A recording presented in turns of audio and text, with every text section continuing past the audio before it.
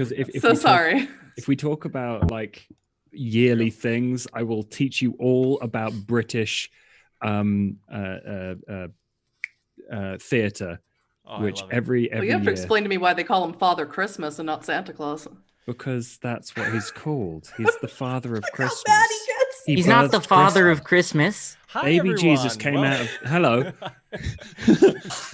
Are we okay. live? Yes, we're live. Oh, no. We were just arguing about whether it was Father Christmas or Santa Claus. I didn't want to say anything. The conversation seemed very important. So, hi, everyone. Welcome to the post-mortem of the first Chicago Chronicles. Chicago Stories, sorry. I just changed the name to Chicago Stories, and now I'm calling it something else. Thank you, everyone, for tuning in. We will be doing a short Q&A and just a little breakdown of what happened in the game, if there's any unanswered questions by the players, and just basically go through the game and have a good time. So, hi, everybody. Hi, Dr. Nick. Hi, everybody. That was a terrible Dr. Nick impression, sorry. That was actually really good. Yeah. So we played our last session last week, I believe we did. Is that correct? Mm-hmm. Yes, we played 2 weeks in a row. And although I had 9 pages planned, I might have gone a little bit overboard with the planning, but we managed to pull through 4 hours of gameplay instead of the usual 3. It was intended to be 2.5, so got to work out the kinks there. But I am the Primogen, Chris, and I will be hosting this talk. And why don't everyone just present themselves in whatever order you guys want to do it in? Josh, go. What? Oh, hi, I'm Josh. You can find me normally doing ridiculous indie game things on Gaming FTL or Vampires and Role-Playing Talk on Strange Adventures. But I was Seb, who was the leader somehow. I don't know how that happened. He's Ventru. He had to be. Yeah, but that was a mistake, really, wasn't it? He shot someone with fire. Anyway, everyone else introduced themselves. All right, I'll go. I'm Harry. I played Stanley. Also, I'm the Salubri Cat on YouTube. And somehow I survived that whole ordeal. In fact, we all did, and I'm amazed. Yeah. Go us. I'll go. I'm Huddy from Huddy Funchland. I have a cold and my voice sounds horrible. And I make Vampire the Masquerade videos every Masquerade Monday. And I'm working on a very big project that will be starting to come out in 2 weeks. Brilliant. That's all I got. Oh, and I played Marie the Lasombra. Yes, you did. Marie, that's the callous, horrible person. That is so different to how Huddy is normally. I don't think she was so horrible at the end. No, she wasn't. Not at the end. She wasn't. She's fine, guys. Yeah, after basically the entire party chewed her out. Yeah. Well, she assumed she was going to die. So I was receiving some criticism for letting you guys off easily, especially in the end with Helena not killing you for all of you denying her blood. Which, honestly, I found a little bit surprising, but who knows what happens in the aftermath. But why don't we kind of start from the beginning? I don't really... Oh, yes, Kitsu? I didn't introduce myself. Oh, sorry. Oh, no. No. I am so sorry. I mean... That's embarrassing, Prim. It's okay. I found Marie. Didn't introduce your own wife. Oh. I mean, listen, we're married. It happens. It's okay. I tend to forget the people dearest to me. It's a habit I have. Sorry. That's what you got to look for. No, I'm joking. It's fine. It's okay. It's been a long day. Hi, I'm Kitsu. I'm Torm Denver zone and everywhere-ish. And there is nothing still on my YouTube account, but maybe there will be, because I started to doing some fun stuff recently. Also, I played Julia, the Toreador, and that was, not... We'll talk about this more, Yeah, she turned out a little bit different from how we originally planned her, I believe. I was a bit of an improvisation, which... It went well. Everyone loved Anyway. Julia. At least up until episode 4. I haven't heard people saying they love Julia after that, but I do believe they still do. Aw, I mean, listen, if someone has a reason to hate her, that's fine too. I love Julia. Aw. I love We Julia. all love Julia. Well, I loved all of you guys, so there. So take that. Yeah. Oh, damn. Oh, you got me. Goddamn, bro. So, Holy shit. so when we, I'll start from the beginning. When we started out planning this game, or rather when we started talking about it, initially this was like an offshoot idea from the Beckoning that we started doing, the podcast. And I wanted to do something short and sweet. And I'd recently gotten my hands on some stuff from Chicago by Night. And I managed to get my hand on the Chicago by Night folios, some of the stuff in that. Thank you, Matthew Dawkins, Clack Lake Bang on Twitter. And and the Onyx Path, of course. And I found this invitation. Like the folios are basically just a bunch of short scenarios or story seeds. Like they're not entire adventures at all. Far from it. It's basically maybe some NPCs. It's a kicker to start it off, and sort of like how can you introduce your coterie to these events. And the invitation, I added quite a bit to that. I wanted to implement some cult stuff from Cults of the Blood Gods, which we didn't get too far into, I believe, but the spirit of it was there with the Methuselah worship. And that's basically what I told you guys. You're all looking for Methuselah. You're going to be joining up together, so you should have some reasons to be together. But then after that, it was pretty much make him as you want him, right?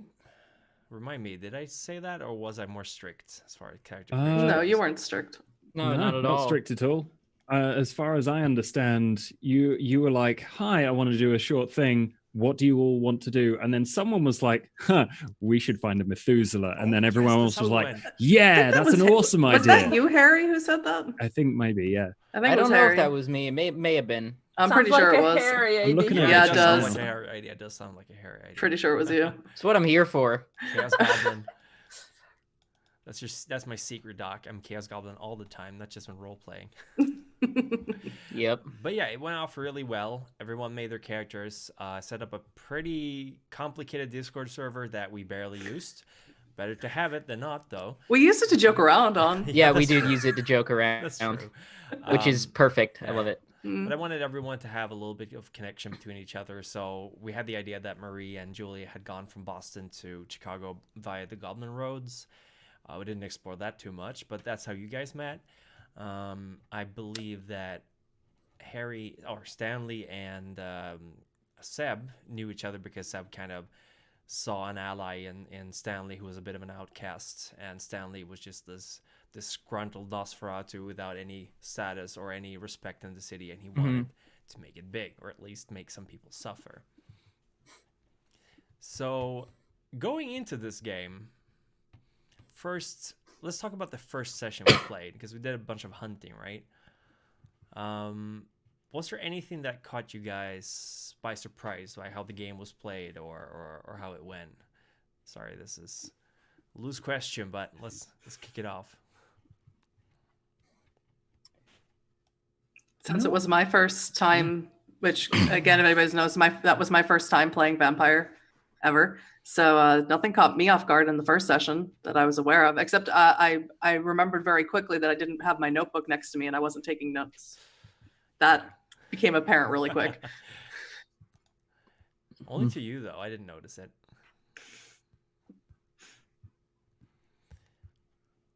So for feeding, the only the first episode went to plan because I think we all did pretty well on our dice rolls, right? No, I got 4. That's pretty good. That's true. You got 4. I had 4 hunger. Oh, for hunger. Oh, yeah. Yeah. So Right, Marie kind of broke into a bar instead of just watching it and took what she wanted from them.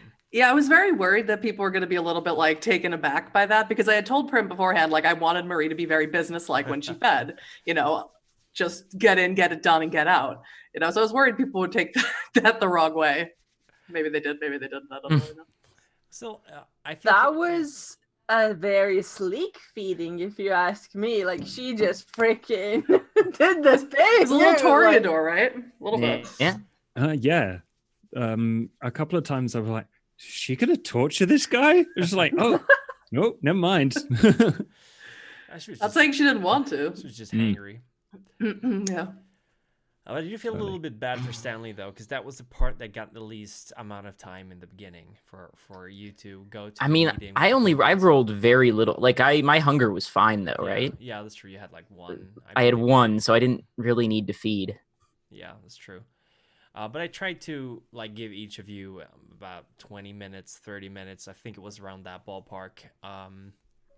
To kind of get into your characters before you were meeting up, and I did a little bit of a bad thing. I said everyone got a text from Seb. Technically, you could have gone, no, I'm not going to text anyone. I'm going to break my phone. But I think that it really helped to establish your characters a lot, like the kind of way you wanted to play them as well. But interestingly enough, you were all invited to Annabelle's party, right? And I, right away, as soon as Stanley started using his hornets, I was like, all right, here's the chaos factor in this game. I got to keep a track on this one. But I'm surprised you guys didn't trust Annabelle. She was being so genuine to you guys. Well, as a character, Seb trusted Annabelle straight away. I was like, oh, cool, I'll do a thing. Like, it's weird that the prince wants to give me favor, but whatever. Out of character, I was super suspicious. But In and out of character, I was suspicious. no, innocent friendo, just helping a buddy out. Seb is so simple, adorable. I did not Adorable. trust Annabelle. I didn't either. Well, you called her a bitch, I think, after you left. Exactly. Wow. Yeah. I mean, it's just competition, but Right, yeah, also well, yeah. like I think I kind of mentioned this also, like before we went to the boat and to the situation, that this could have been a setup, but I didn't think of how things actually went. I thought Annabelle set us up, and this little poor vampire that got caught in the middle. You know, because of course. So you got me. That's good though. I'm glad. I mean, Annabelle cannot be trusted. She is. I guess it's fine to reveal stuff about Chicago right now because we're done playing. But she is the grandchild of Helena. Her sire is dead because she was the first that Helena fed off when she woke up from torpor back in '91. I think she woke up. She's been around for a little while. She woke up in the glory pit, didn't she? No, I think she woke up in the cellar of the Succubus Club. The Succubus Club, Yeah, that's they right. built that on top of it. The glory pit. Yeah. That was a nice cameo. I brought it back from the sacrifice. I don't know if you guys have played that or read that or seen. I ran Yeah. my home game players through it. They did not like that place. No, it is not a nice place, and I was happy to reuse it because I felt like nobody's going to use that place. It's like a crime scene that's just waiting to happen. And I think this is the third or fourth time that place is burned down. In games I've ran, played, or listened to, everyone just wants to put that place on fire. And this time, I mean, it was justified, I feel like. But a lot of other times I've heard people just basically torch it to get rid of Malenkov, who was killed in there. I did feel a little bit bad about the whole the prophecy about Lada, because that was Lada is like a Slavic goddess of fertility and beauty. I was like, yeah, just a good symbolism for prophecy for a strip / brothel club. Let's have it be the Temple of Lada. And I know that a lot, like Kitsu, you were so hung up on that for like 2 more sessions. It's like, it's not. I don't know if I should say anything. I mean, I had to be, because in character, I don't think this came across as well, but in character, Julia is kind of was always interested in art. Yeah, history of art and like also symbology and everything that goes with it. So it was kind of a character trait as well. Like, of course, you would like keep it in mind, but you know. Yeah, it's true. What was your guys' favorite part about the first episode? If we can go around.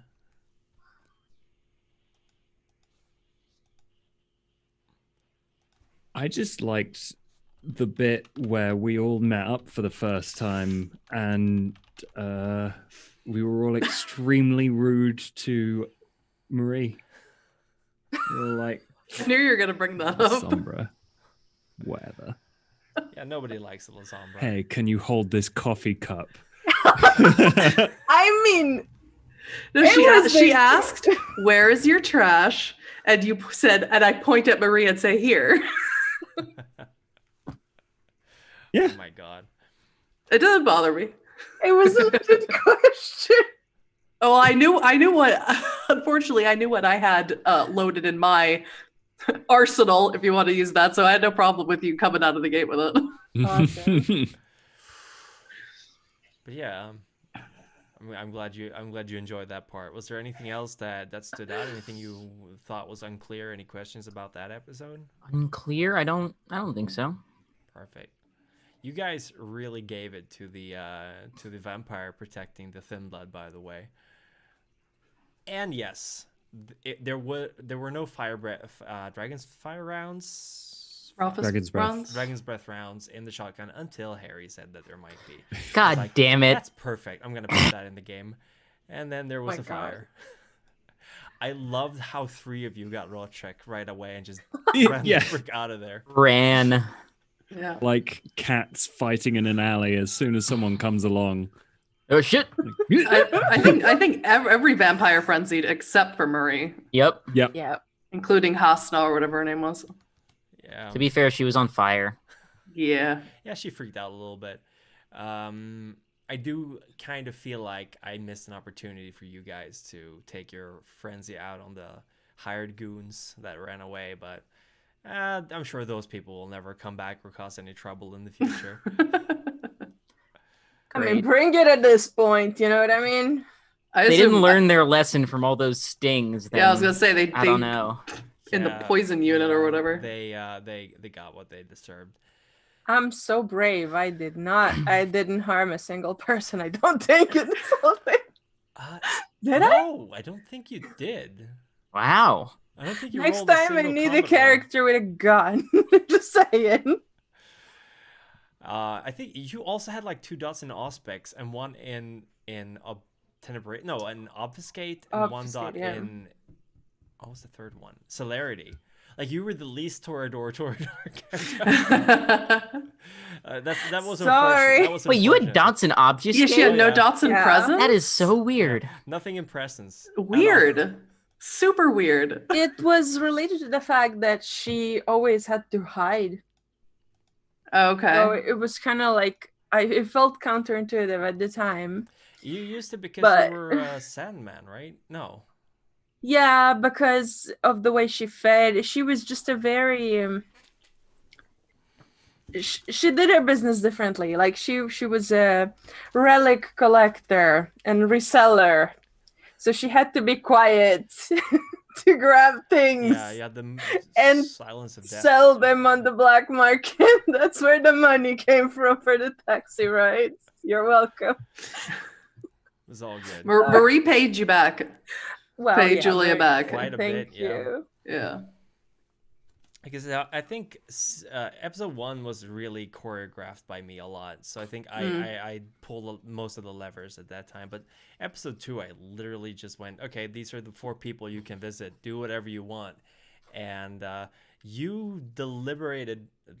Deliberated, is that the word for it? Yes. Yeah, you deliberated on who to pick for a long time, but I had preparations for all 4 of these people, as you could have probably guessed, and you managed to pick the 2 that were the most dangerous for non-combatants. And I was like, all right, well, I guess I designed these so I can just roll with it. But for episode 2, I think obviously my favorite moment is going to be when Marie just goes, I'll take that bet. And was it Sebastian who suggested the Dragon's Breath Yes. rounds? It and certainly was. Yes. Oof. That was fun. And you all told me not to bring the shotgun. Yeah, I wonder why. Mm. You still didn't get your Hornet back, by the way. Yeah, he still owes me. Yeah. I'm keeping track of that. Tally killed your Hornet. Not happy about that. Should we? I don't know. I'm assuming people watching this kind of know how things went down, but we can briefly go through every episode, like how it played out. Because you guys met up the day after, and you got some. Well, you interrogated Hasna, the Bruja from Los Angeles. You got a list of names. Oh, I never found out she was a Bruja. Well, now you know. You didn't ask either. You were so unfriendly to her. The sausage woman, as she has been described a couple of times. Oh, yeah. Hot dog woman. Hot dog woman, that's the one, yeah. She was let go, which caught me a bit by surprise. I thought one of you was just gonna make sure there were no witnesses.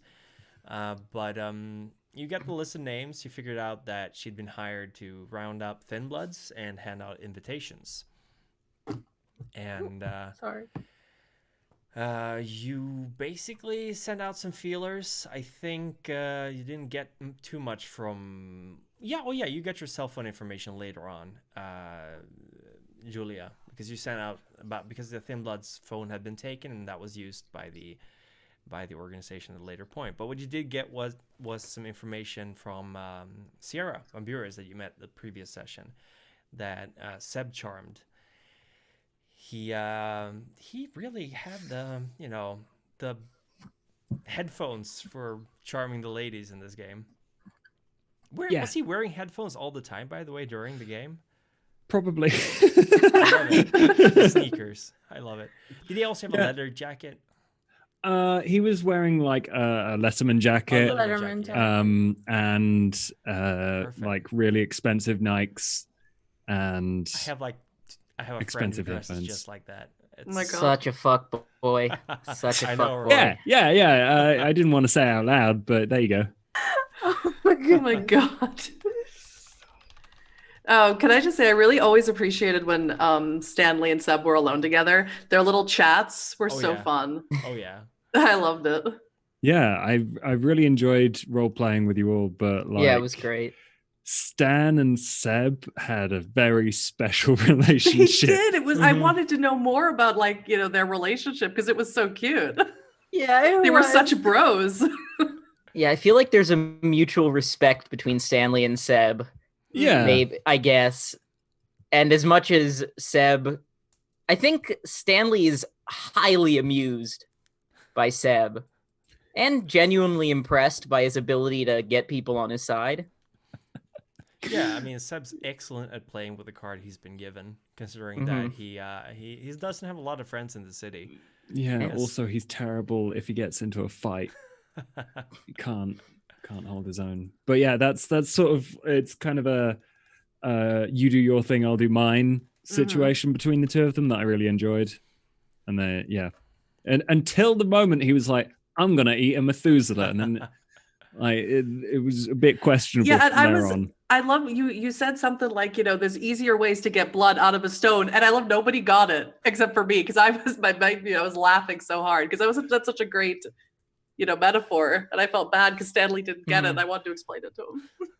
Because it would be easier to get blood out of a stone than out of a Methuselah. Yeah, that's probably true.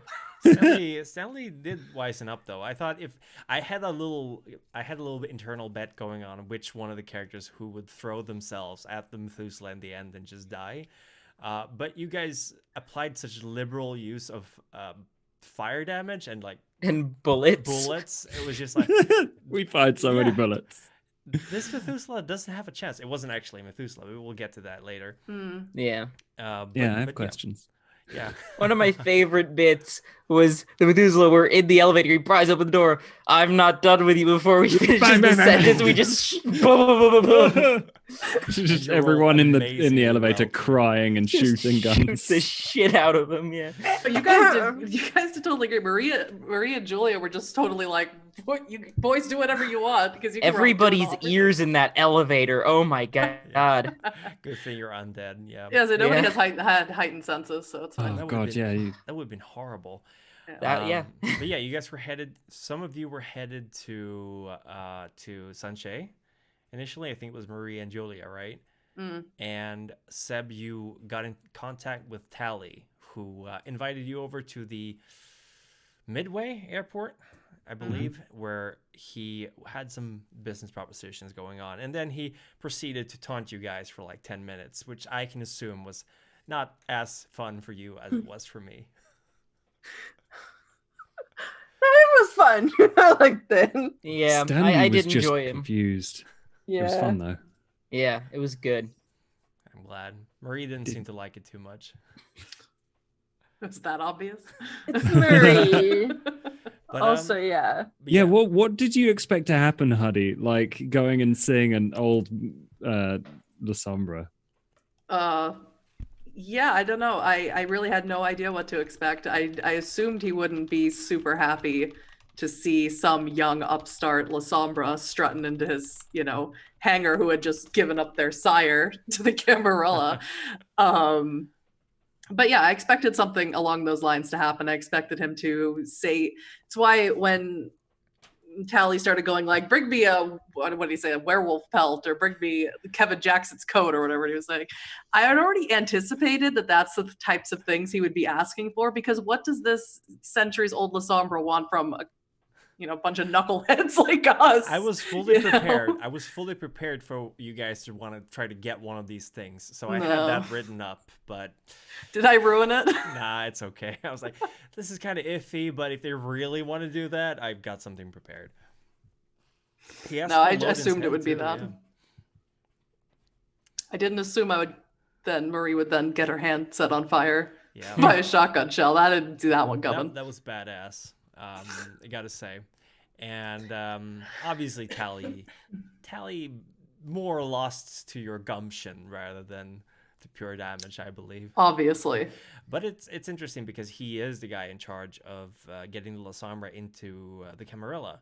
He was given this task by the mini-Chronicle. So him being there is actually a huge piece of information that might be interesting in the right hands. But it was fun playing Tally. He's been a longtime favorite of mine. So it was fun a great Tally. Experiencing Tally. That was crazy good. It was just so much fun. He's in the Beckett Jihad Diaries, I believe, a couple of times. He works for, I always forget his name, Marcus Vittel. Marcus Vittel, yeah, the king or prince, whatever you want to call it, of Washington, D.C., a La Sombra anti-tribute who's been masquerading as a Ventru for very long time. So I think Tally is interesting because he's also one of the few La Sombra who's like, I can go with humanity, I can go with evil, I don't care, I just do my job. So he's a fun character and definitely fun to play. Very irreverent. That's a good word. Mm-hmm. And he's also kinfolk to Black Spiral Dancers, in case you didn't know. So really, yeah, he is. He's nasty business for sure. I didn't know that. And I believe he's pretty old. I don't know when he was embraced, but I think it was like 14th or 15th century. Yeah, 14th century, I think. Yeah. But I may have to use that in my own campaign because he exists in my home game. Perfect. So that's interesting. He is a cool character. I don't know if he's in any of the novels, but he's definitely in the Jihad Diaries a lot. Works together with Beckett. So they're buddies, sort of. But yeah, I think session 2 was... I got a comment that it was the slowest one, but it's personally my favorite because there was so much character interaction going on between you guys. You really built bridges in that episode. And in the I think session 2 is my favorite as well. Yeah, it was great. I just wanted to add here about length and stuff like that. I felt like... I always feel like I've been role-playing tabletop for a long time, even though it might not seem because Julia was so not what I usually play. Don't sell yourself short. It's true, though. Like, I really went out of my comfort zone with Julia, I swear. Not a bad thing, but I can talk about hang-ups later. Anyway, it's like I've always, in all this time, and I'm not saying this to do any to disfavors or whatever to the DMs and GMs I had, but it was always like everything was so story focused that the characters never interacted or barely interacted and always had some kind of stuff to. It was like those quests, the optional quests that you get. It was like that all the time. Go do this, kill that. Yeah, it was like go there, kill that. It was like is this a term that they're using now? Glorified murder hobos? Is that what it is? I would say that the way you described your game to me before, you were essentially you were the old school D&D murder hobos just going. And it was super fun, mind you. Like, it was super cool, but I missed it. I'm like, I made a character with these flaws and these problems, and it's like, isn't this supposed to be part of the process? And so for me, also, I really love session 2 because even though I wanted to script the outrage, whatever, but it was outrage, quote unquote. It was interesting. Yeah, I'm glad you liked it. I liked it. I liked it too. It was, I think episode 1, everything just clicked. Oh, episode 1, an hour before we went live, my computer crashed. If you guys remember, I do. That was stressful. My power supply unit just went. Oh, Yeah. And it Just didn't gave wanna up the start. ghost. Yeah, it didn't want to start again. I was so upset, but everything worked out fine. But episode 2, I could relax a bit and I could swivel around in my chair like every good storyteller does while monologuing to you guys. But session 3, that's when you guys realized just how fucky the situation was. I think you visited Sanche. Mm-hmm. And I gotta say, the idea of dressing Seb up in drag was a little bit worrying to me. I was like, all right, where is this going? Because I didn't strictly say it was women only. I guess you assumed it was. generally, women's shelters are. Yeah. Yeah. A woman's shelter, there normally men wouldn't be, not unless they work there, and even then, That's you would fair. probably have to be a director of some kind.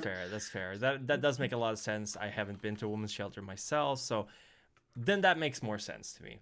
But I was just like, all right, well, yeah, that works, I guess, and it did. You got in there, you got to see freaky Tremere blood rituals, some red herrings, maybe, who knows.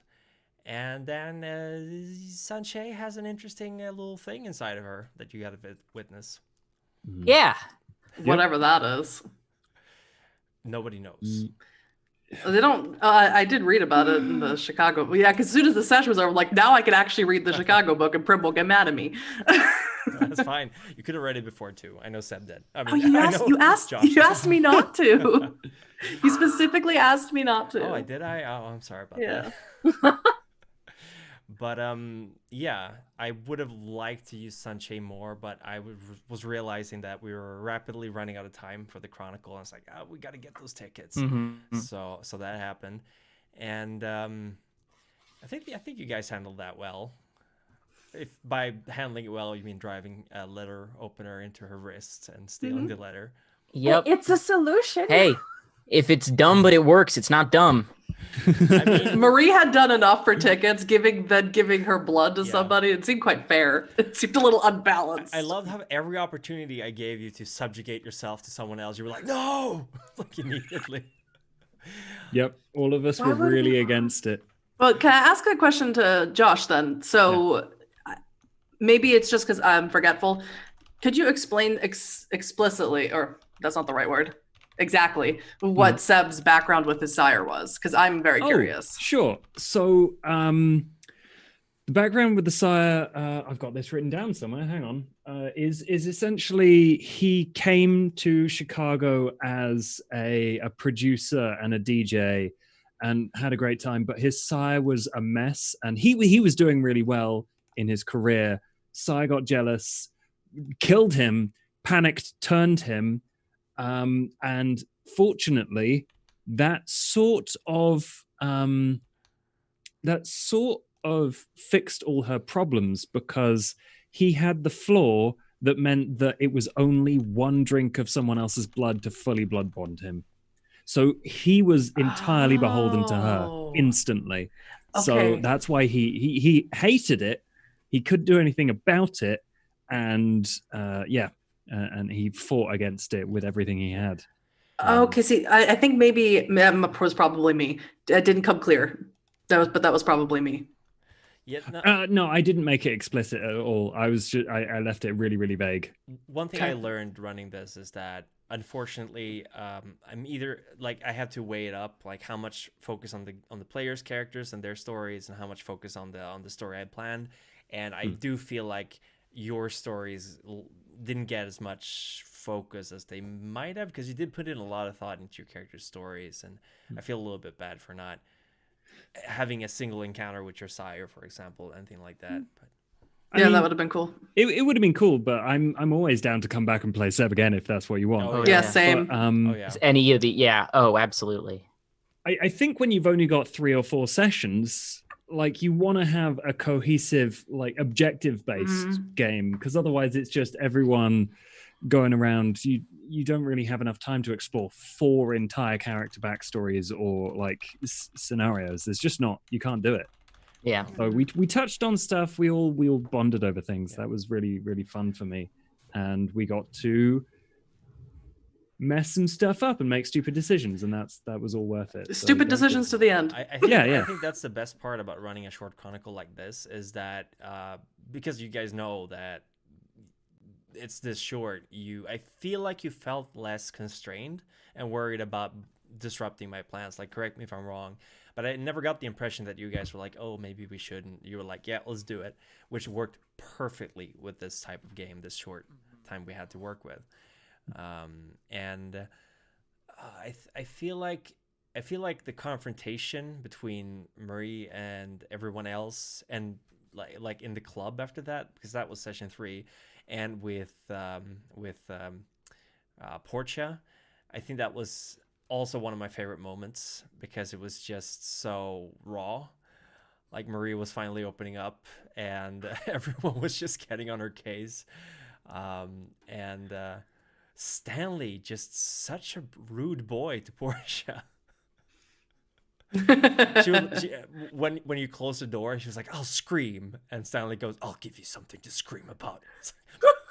All right, okay. I was not having her bullshit. I don't like when Stanley and Harry generally don't like that type of person. I can't see why, but I know for a fact that you, Josh, knew who Portia was right away, right? Yeah. Yep. I was working really hard not to like give the game away or like act in a. You did a great job. You did an excellent Yeah, job. I had no idea. Like, the reaction on my face, by the way, when it was revealed who Portia really was not me playing it up. Yeah, I saw.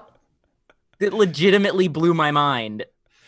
Same. I had a feeling as soon as she was there at the party, I'm like, wait a minute. So I had a feeling from that moment on. I mean, you have to be some kind of influential whatever to get into a party, so I wasn't as surprised at it. I figured, if she's an influencer, she got the places for free. Yeah, like, this was she a said, very it's specific fine, party that didn't necessarily have anything to do with influencers.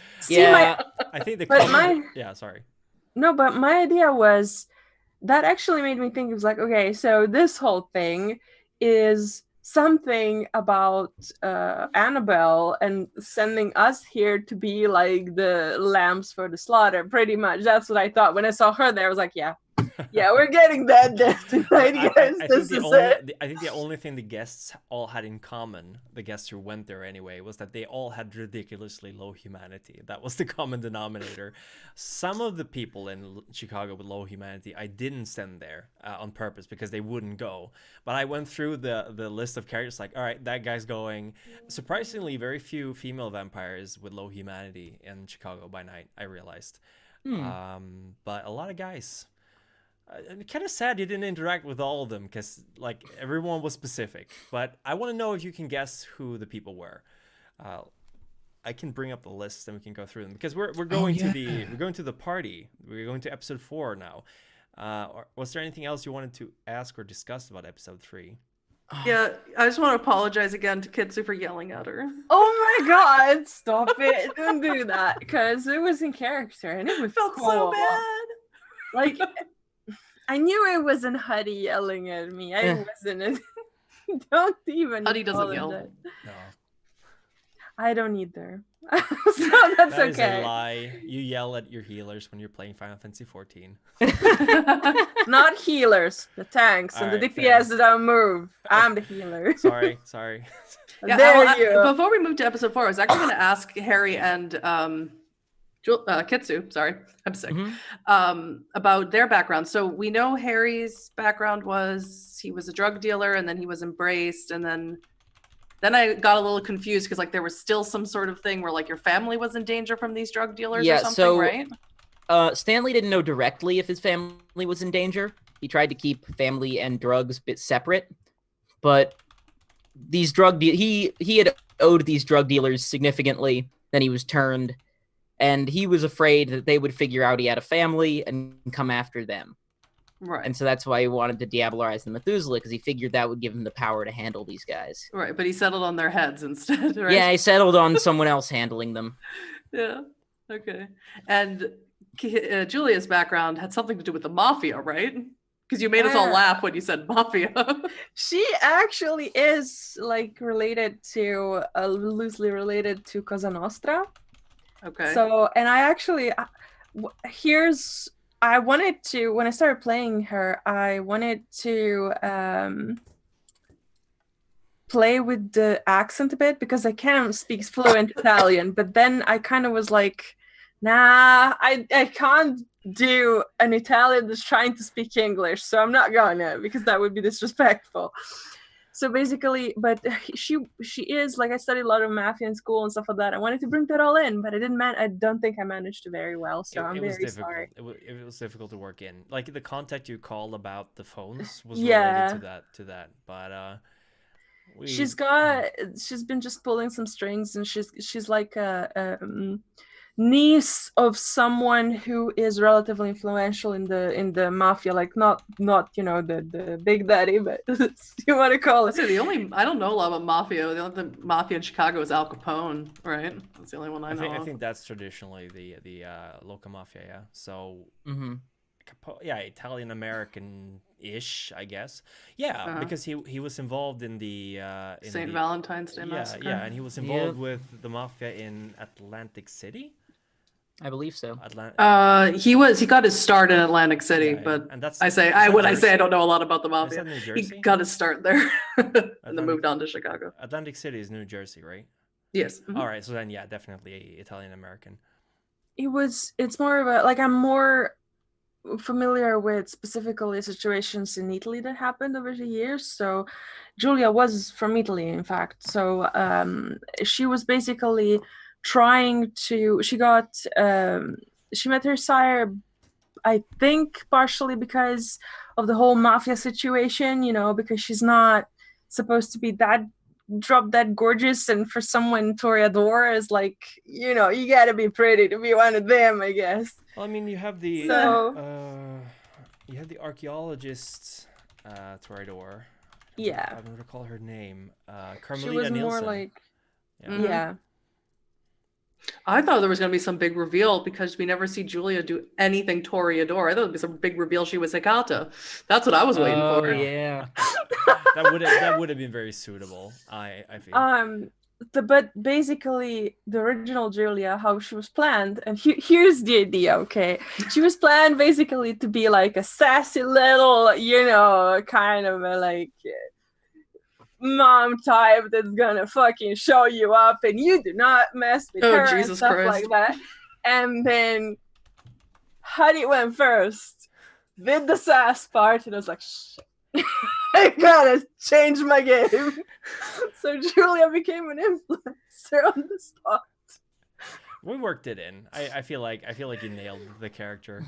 Again, we could have had a sass, but I think things built up between Julia and Maria enough where we didn't have to have a sass off. Yeah. I want to ask Prim something. Yeah. Did you forget I had told you what Marie's real name was when we were in the women's rehab center? No, you did tell me. I did tell you, but did you forget during the session? I believe I did. I thought so, because you were laughing with everyone else, and I'm like, Yeah, sorry. No, I was just curious. I remembered it late afterwards, but it was just the way you said it. I was like, I did a double take. Because it's a super funny name. Yeah. And then afterwards, I did feel kind of bad when I read. I was like, oh, well, shit. I just wanted to check. Sorry. No, I did it's have it fine. in my notes, but It's totally fine. session 3 was a little bit. Oh yeah, session 3 was the time when I didn't print out my notes. That's why I had to be like going to the monitor all the time. I printed it all out because it's easier to keep track of. I can share with you guys the notes later if you want, although that would be looking behind the curtains. Kitsu. I wanted to quickly add, because as Chad is pointing out, the Toreador don't have to be artists, they don't have to be pretty, they don't have to be things, which is why I actually chose. I was aware of that, but so part of how I created Julia was also to help myself kind of come back to the whole scene, because last time I played Vampire the Masquerade tabletop and had anything to do with the lore was 15 years ago. So, you know, it was a refresher for me, which is why I felt so self-conscious most of the time. And also, but I wanted to play this Toreador person, and I wanted to make an archaeologist more so than someone who would be like drop dead gorgeous, because like Chat is pointing out, I feel like you get a lot of characters that are like that, which is also a valid way to play a Toreador, mind you. I'm not saying I'm the last person to be judging or to have the position to judge, but I felt like yeah, it was just something that I wanted to make like a little bit of tone down. I think it kicked me in the butt a lot, because I was like just the tiny person running around grabbing the envelope. You had like 4 dots in investigation and stuff. Like you had dots in all the things you didn't need, unfortunately. A lot of the things that she did were I mean, she has to be up. She has to have her game up with science and like technology and stuff like that. She's been around for a little bit, and she has to do it somehow, but also like it just had to be able to steal things in the modern world. You kind of have to know about that stuff.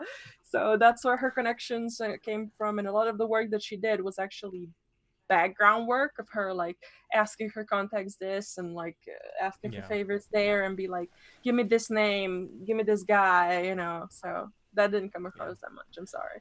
That's fine. Don't worry about it.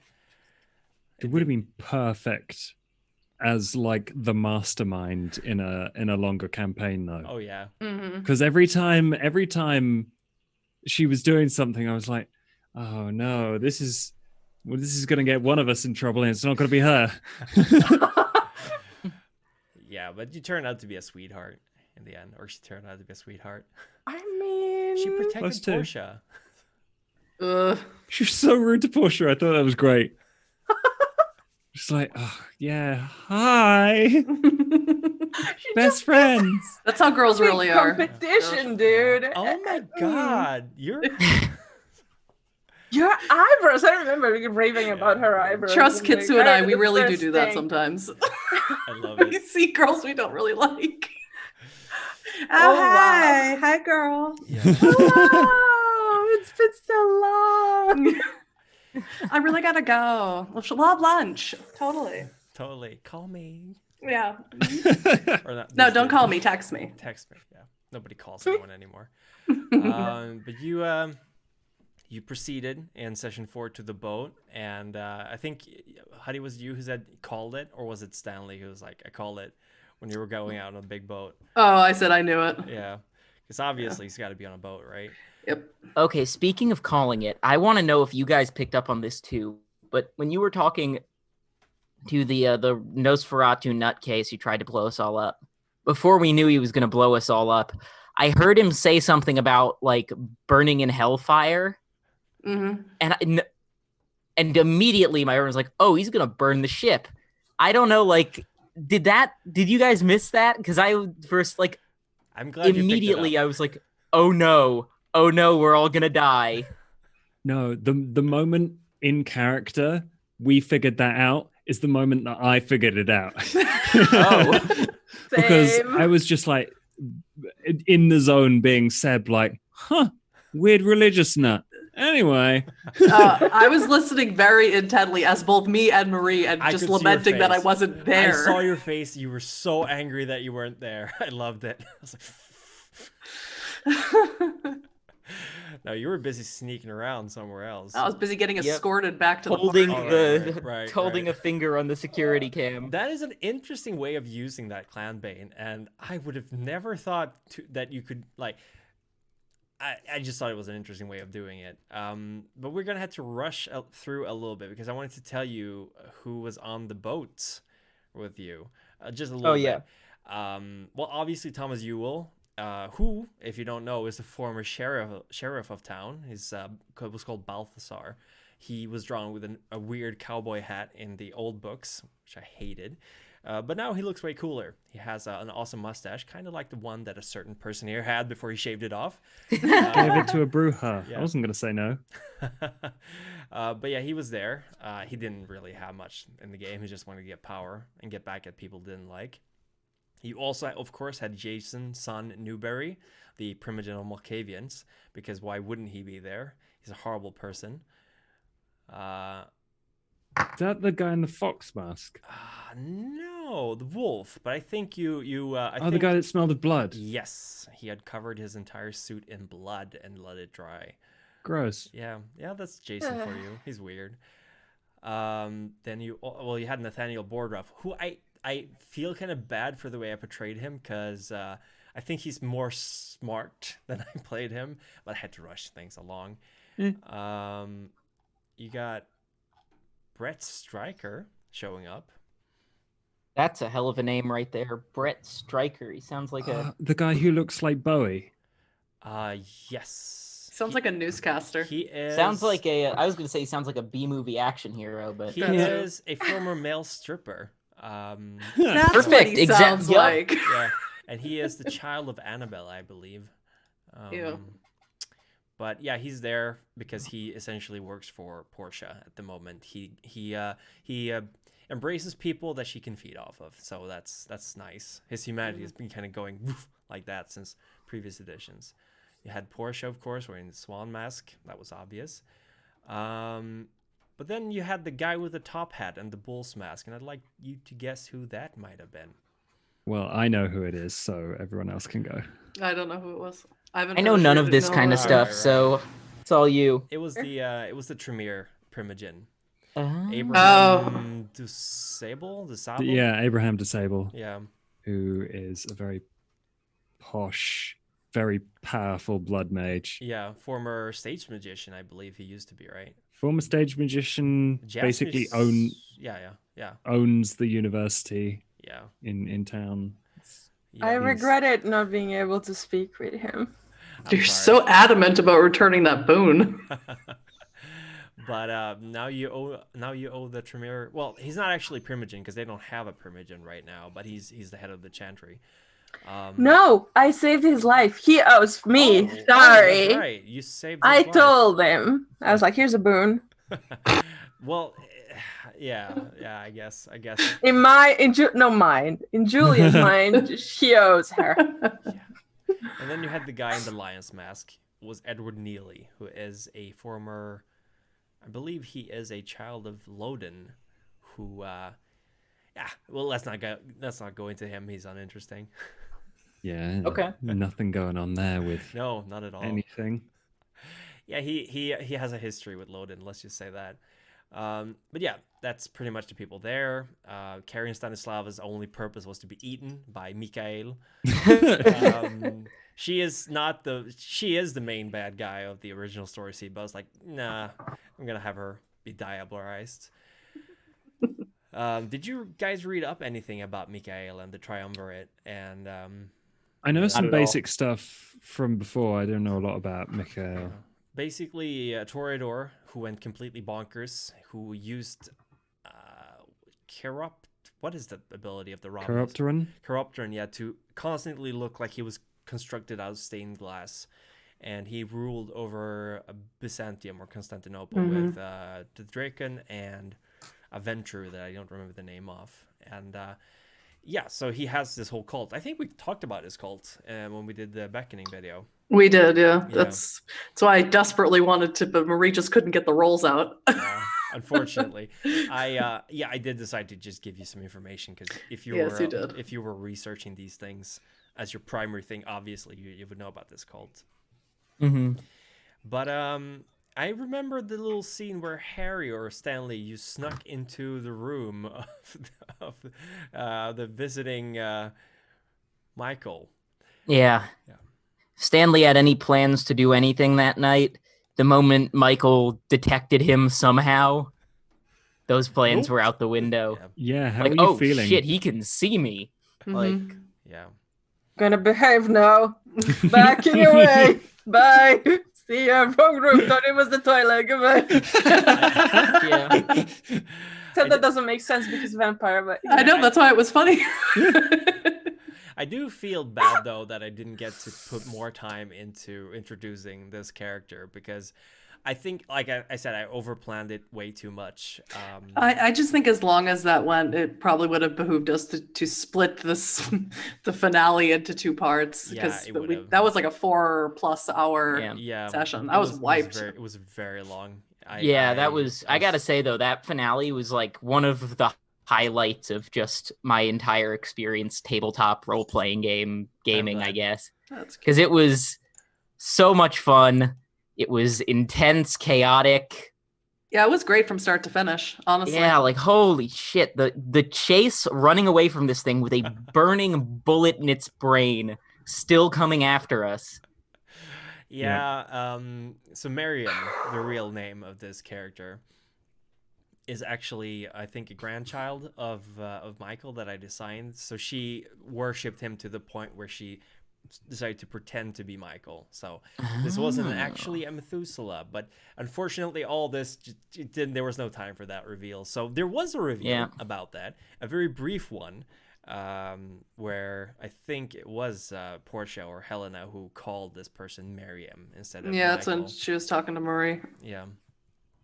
But yeah, so she had herself flesh crafted to look like Michael or something akin to Michael and planned to do that. So designed to be killable by you guys, because only blood potency 3. Helena has blood potency 5. Oh, Jesus You Christ. cannot kill Helena. It is she is extremely powerful. Sorry for putting the cards on the table, but this is the post-mortem, so I just wanted to let you guys know. But that chase scene was amazing. You guys played it out really well. I was worried that the big reveal would be like, oh, okay, so we can't do anything right now. You would get upset about it. But I don't think you did. Yeah. I just felt bad that after all that, I had the opportunity when I resisted the command, the mind command or whatever. And I, instead of reading the fucking poem, which would have let Stan diablerize this person, I'd forgotten that was a thing. So I was like, I gotta shoot it. It's true. We had all forgotten about the poem. There was a moment at the end where we were all yelling, the poem, the poem. Yeah, I remembered it and just started reading it off the fucking poetry.com page. It was so good though, because you spent so much time in the beginning, like memorizing it, giving it to everyone, preparing, like, all right, this is it. Oh, and I'm sorry, I completely neglected to mention the whole scene where Marie gave the gifts to everyone, which I think was oh my gosh, such it was a good like... scene. That was... So you see, children, it's not called Father Christmas, it's not called Santa Claus, it's called Marie. Hell yeah. It's true. Yeah. I didn't want to say anything when I was giving the gifts. I didn't want to make it overtly aware that Marie obviously steals from these people that she feeds on, because you guys wouldn't be aware of how she feeds or who she feeds upon. I don't know, the fact that she had 2 expensive watches on her, just like on her. Yeah. Stanley was pretty aware they were stolen. Well, Men Seb was just they were thought she was stolen. rich. Yeah, of course Seb would think that she's Takes her rich. face value. Oh, cool clothes, thanks. And suddenly Seb likes her a little bit more. Yeah. Seb's the kind of person who would go on to like a secondhand trading website and go like, "Oh, a brand new bike for $50? What a steal!" It's like, yeah, literally a steal. Yep, exactly. I had to ask my wife because Sounds I don't know right. anything about clothes, and she's like, Burberry for Seb. Burberry. I love it. I have a Burberry coat from my grandfather. It's Mm. ancient, but it's nice. still holding up. It's great That's stuff. good.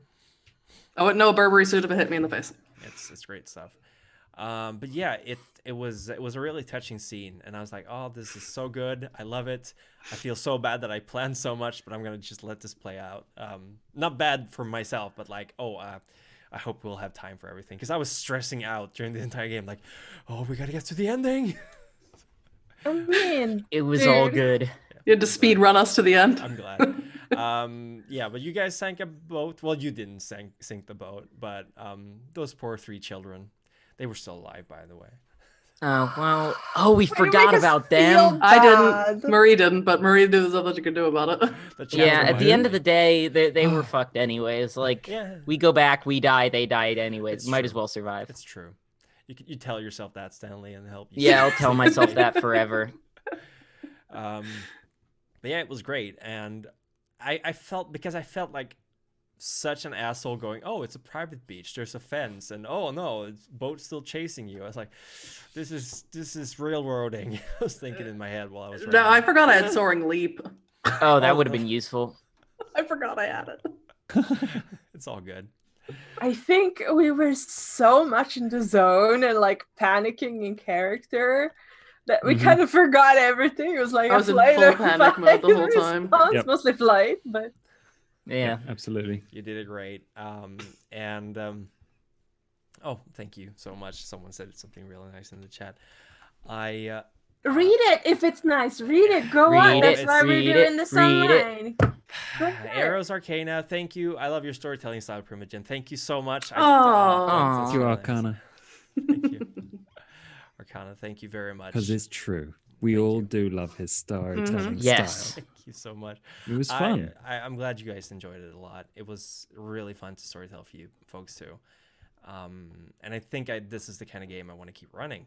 Shorter sessions like this. Yeah. I was just like, when it came to the end, when you were offered all these things, I am regretting that I didn't punish you as Helena. Ha ha ha. I did kind of punish Seb, I guess.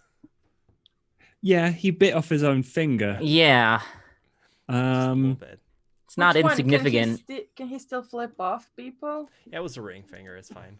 It'll grow back.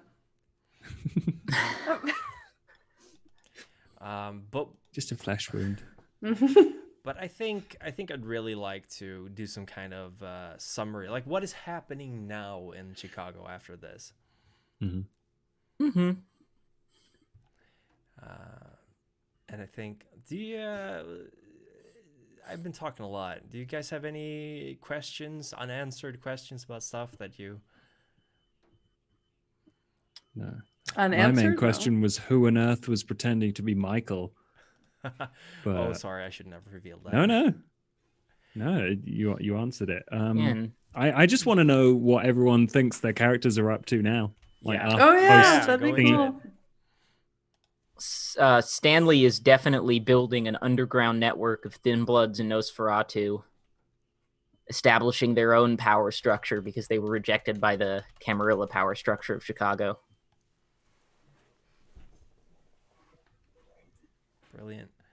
I think Julia is starting to, unlock the doors to knowledge of this city so she can put down roots and not interfere with her own mafia family and expand the horizons a little bit and just take care of because she was actually sort of looking after. The reason why she came specifically to Chicago was because her brother's grandchild, someone was still in Chicago, so she wants to make sure nothing happens to that person. So I think she's just kind of she's happy now. She thinks the dude owes her. She thinks she's got everybody and everything by the balls now because she can look at the stuff. She can start now doing the black market thing properly. That kind of thing. She's a happy bean. Perfect. You go, Josh. Oh, okay. Seb is definitely supporting the other three, because he definitely loves what they can do and how smart they are. While he's building his own little empire in the music scene, like I don't know how well it would go, but he's definitely. I'm assuming his sire is dead in some capacity, whether he diablerized them or not. But he is having a ball, producing music, making lots of money, finding new artists, and like slowly spreading his contacts throughout the kind of club scene and starting to figure out all the different clubs that are and aren't controlled by vampires. There's a lot of those. Yeah, Blue Velvet. because there are a lot of them, Yeah, and Red he really, Number really 5, wants to yeah. climb his way up the ladder. Yeah. I mean, with a powerful Mola like Helena, who knows what's possible? Mm-hmm. Mm-hmm. But yeah, the Club Esoteric, I think, might fall under his sway pretty soon. Yep, definitely. I the base would be of surprised if operations. it didn't. And maybe he's gonna make a new green room somewhere, right? Somewhere less smelly. Or at least like chemically clean it. By the way, I wouldn't mind no, I'm gonna let Harry go first and then I'll tell you. Harry's already. I already went. I went first. Oh no, Marie. Yeah. Oh, That'd what's Marie doing? Names. Yeah. I imagine she probably felt a lot of anger at herself, the mea culpa, the hubris of having rejected Helena. So I imagine she would have withdrawn into herself very much, withdrawn away from the coterie. They probably would just, sometimes feel someone watching them in the shadows, but she doesn't make herself known, and probably spends the majority of her time eating the congregation from the inside. Brilliant. Is what I imagine she'd be doing. Just back to business as usual. Yeah, with probably a lot of regret, and probably if Helena offered her a wrist again, I doubt she would be able to refuse, is what I would guess. Brilliant. I think they all would kind of have difficulties, maybe. Not if Seb's got his own shenanigans going and Stanley's got an underground thing going. That's what I was gonna say. If Seb ever makes it to Prince, I would mind. Yeah, if Seb made it to Prince, Marie would probably, come out of her apartment and go see what he's doing. He's gonna be wearing that Kevin Jackson's fur coat for sure. Like, yeah. if he's got plans, it's okay. You can count on Julie. It's okay. I would love to see Seb Prince of Chicago. No. He would be the worst prince. I would totally. That's why I'd love to see it. He would definitely be the prince who was there as a figurehead and not with any actual. Yeah, ties. that's why Marie would come. Yeah. He would love it. Tell me he wouldn't love it. He would love it, and Marie be fine with that. could run the country, so to speak. Yeah, and the whole point of the Stanley. other three is that Julia. they're propping him up, so he doesn't Yeah. have to worry. Yeah, he would just be like a puppet prince. Yeah. Marie, you be my seneschal. Julia, you can be my herald. Mhm. Stanley, sheriff. Yep. Yeah, I Good. absolutely think that's how he would figure the court out. Absolutely. Exactly. Helena, keep doing your thing. Yeah, don't hurt me and I'll let you do whatever you want. Like you could stop her Implying anyway. that you could hurt her. Yeah. Hmm. I guess you could. But yeah, that's interesting, and I'm definitely going to be having you guys showing up, either your characters or you, in future Chicago stories. Brilliant. Sounds good to me. Yeah. I'm looking forward to seeing what Seb's like after Diablerie. He's gonna just be doing his music. Just gonna be doing Yeah, his right, music. sure. Yeah, sure. Along with everyone else. No, I'm joking. He's Sorry. gonna be there on what was it? Retro Monday, playing dubstep. Oh god. He abolishes Retro Monday instantly. Every I night. thought First it was- declaration is Prince. I thought it was super funny that when you were at Five Hunger and like the first thing you were like, "You stupid idiot," to whoever was DJing or Yeah. whatever. I don't know. It cracked me up. I love that. Priority number one: brilliant. be a dick to the DJ. Yeah. was Like it's such a brilliant. venture thing. You guys generally rolled so well, with a few exceptions. Like there were no, like your humanity rolls to keep from frenzying, Josh. They were out of this world. That's sort of I didn't build that with that in mind, but it was a knock-on of the fact that I wanted him to be really, really hard to kill, even though he wasn't a good fighter, and really, really stubborn, Yeah, even though he wasn't particularly persuasive in some circumstances. Yeah, you were extremely resilient. Like Ventru in general are so hard to kill, and you were Lodin's brood, so you had that going for you. What was it? What was the name of the lore sheet? Like a cockroach or something? Oh, so it never came up, but I had the black sheep of the family That's right. lore sheet perk, which meant that at any point I could have asked Primogen for a secret about one of Lodin's childer, and I probably would have known it. Like I should have it's had one of those that. once per Yeah. story powers that I thought might. You tried to offer that to handy. Tally, right? That was your. Yeah. That's what I was thinking as the price for that. But he would have he just wanted to mess with you guys. He would Yeah, have yeah. probably settled for that eventually if you kept pushing it. But No, I just No, confused- instead Marie tried to sass off him. Yeah. Sass off it was him. brilliant. It was Terrible. It brilliant. was What wonderful. a stupid decision. Chef's kiss.